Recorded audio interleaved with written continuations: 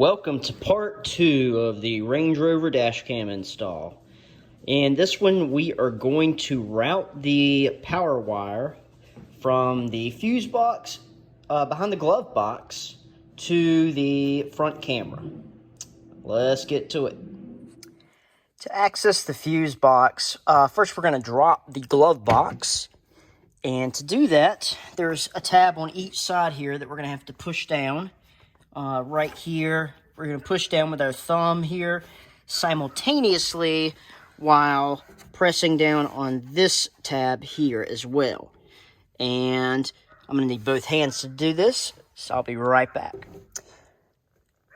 So as you press both those tabs, the glove box will give way and lower down. And we can just let it hang here. Now what you see in here is the passenger compartment fuse box. Right here you have a little diagram of the fuses.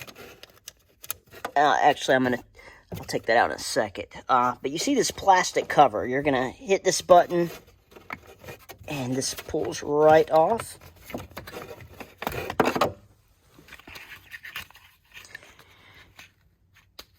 And now you can see our little diagrams just kind of tucked in there.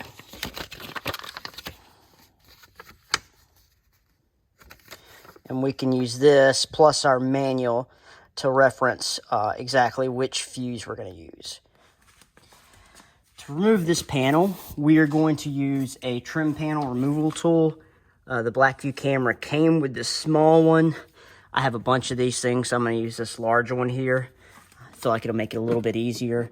But we're just going to push this in and go around the edges carefully, taking our time just to pop those clips loose. There we go. You could do this with a screwdriver, but you'd want to be very careful because it'd be very easy to damage something. All right, we're going to grab this weather stripping and pull it as well out of the way. As you can see that this piece is kind of tucked in behind it.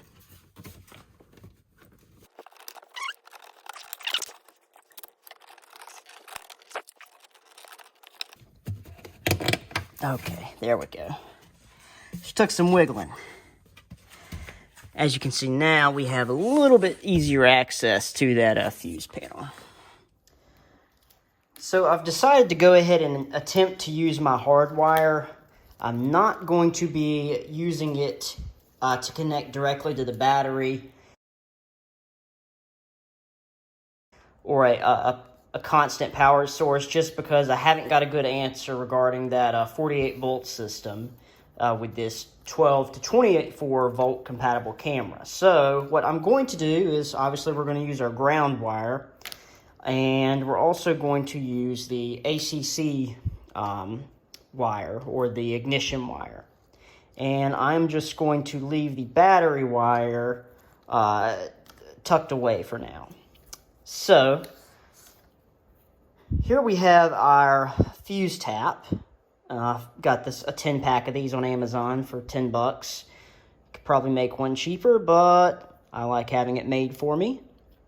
So it comes pre-installed with a butt connector crimped on to one end, and what we're going to do is crimp on our other end. All right, I'm going to take my ignition wire and trim a little bit off here. All right, give that a little twist.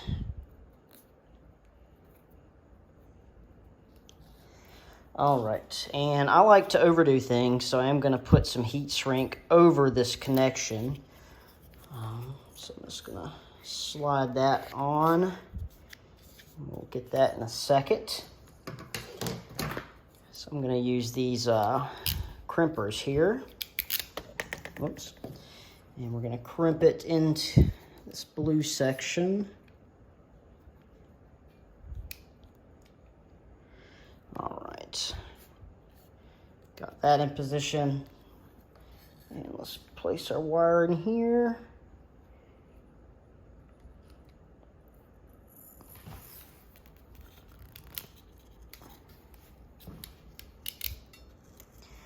All right, let's check and see if that got a good crimp on it.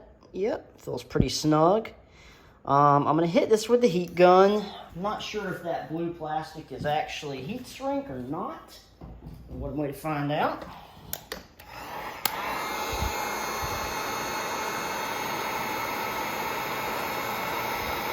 Yep. The wire's a little bit thin to really, that's not gonna do much. All right, so we don't want to overheat it. I'm just gonna pull the heat shrink I put on here down over this. Hit it with some heat. And you really don't need to do this. I just like to overdo things.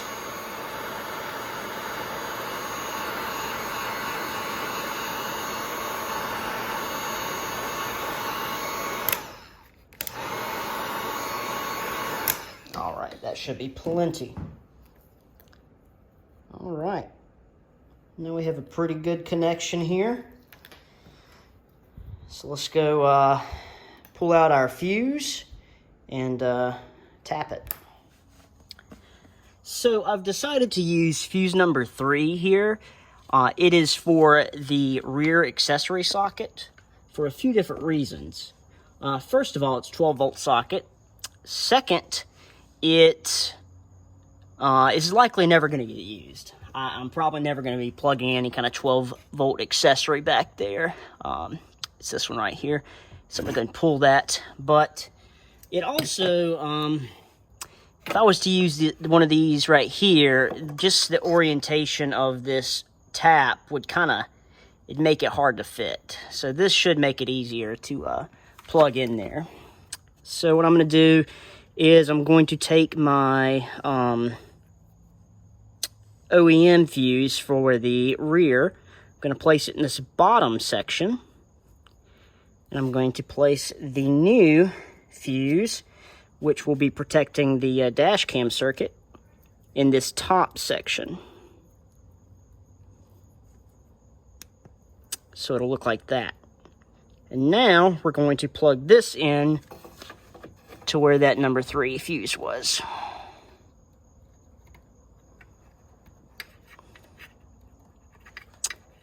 All right, that should give us power. Now we do need to find a ground bolt, so I'm going to work on locating where I want to ground this, and I'll show you that shortly. So once we've pulled this weather stripping out of the way, you'll see this bolt here. This is a T40, and I've undone this a little bit, and the bolt is just the right diameter to put our grounding strap on. And I believe I should be able to, this bolt has a self-retaining washer, and I believe I'll be able to slip it in between that bolt head and the washer there. So we're going to be sure and come around from the, inside here, and slide that between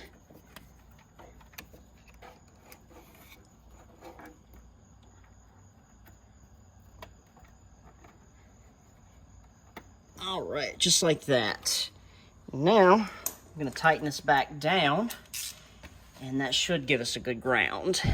And we can check that with the volt or the multimeter shortly here.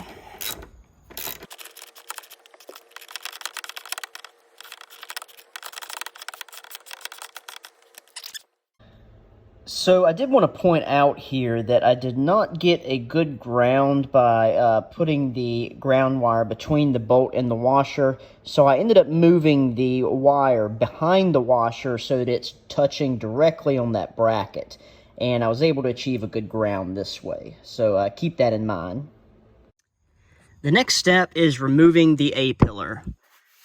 We are going to start by locating the airbag tag, this little plastic piece. We're going to take one of our trim panel removal tools, or if you're careful, a flathead screwdriver, and pop this out.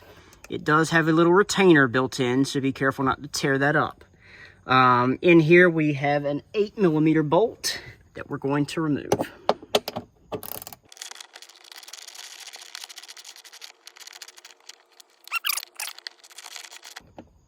There we go.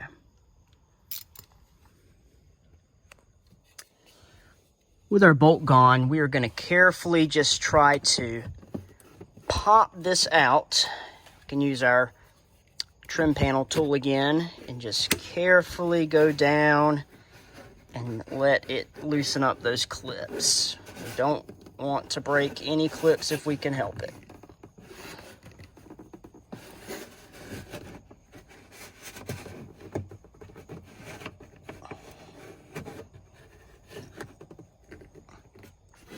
Might need to pull this weather stripping out as well.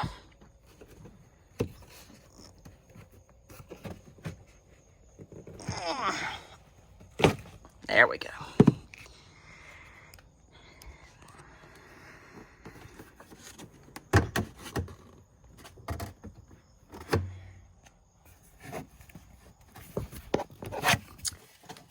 Actually, once this is pulled out, well, that makes it a lot easier. So get that pulled all the way out, and honestly, you don't even really need to remove it at this point. We have enough access to run our cable up in here. So I'm gonna go ahead and do that. So I did decide to end up removing the A-pillar, and what you want to do is once you get a little room, you're going to notice this yellow pop tab, and I got my trim tool in there enough to kind of pry that out, and then once this is disconnected, you can just pull up and it will come out.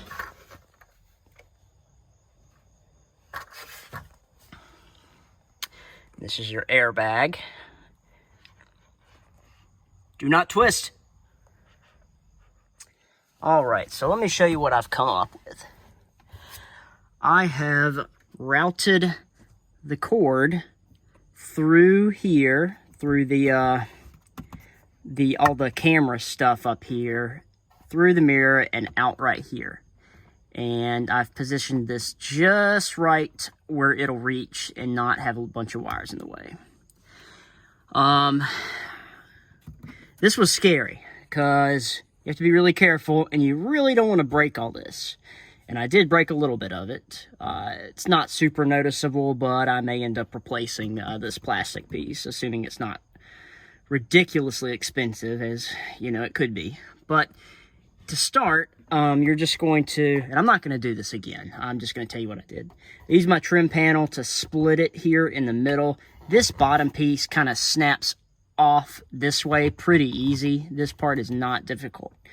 Now this piece, you want to put in your trim panel popper here, here, and also same on the other side, here and here. What you don't want to do is put it above these little vents here, because you will break those. And as you can see, I did break that very top one. It's not super noticeable, but it'll bother me. So I'm probably going to try to find this part to replace it.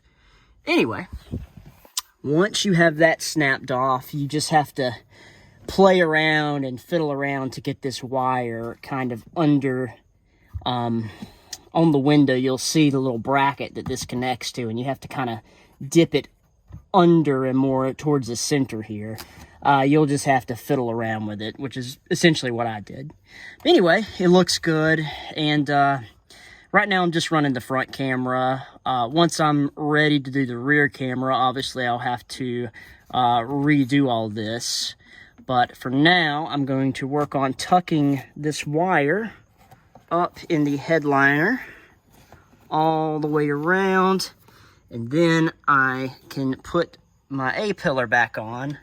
I'll probably zip tie this in a couple places to these existing wiring harnesses. Not, don't get anywhere near your airbag. And then I'm going to put the A-pillar back on, and we will go from there.